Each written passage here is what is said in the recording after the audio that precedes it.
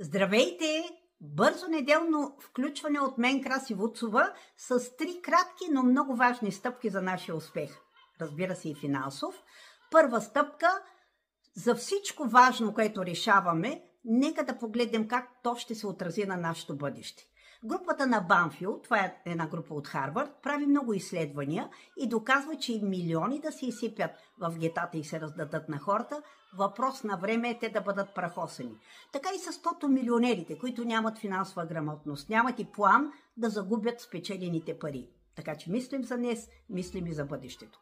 Второ, направете си ваш план с целите, които много искате да се случат за 10, 15, 20, дори 25 години. Аз лично го правих преди 25 години, даже си мислех дали ще съм жива тогава, но уверявам ви, работи. Направете го. Трета стъпка. Да се научим да изчакваме наградата. Да, хората искат много бързи ползи. Ако може още сега, ако може утре, но е важно да, като интелигентни същества, най-интелигентните живи същества на планетата, да се научим да го правим.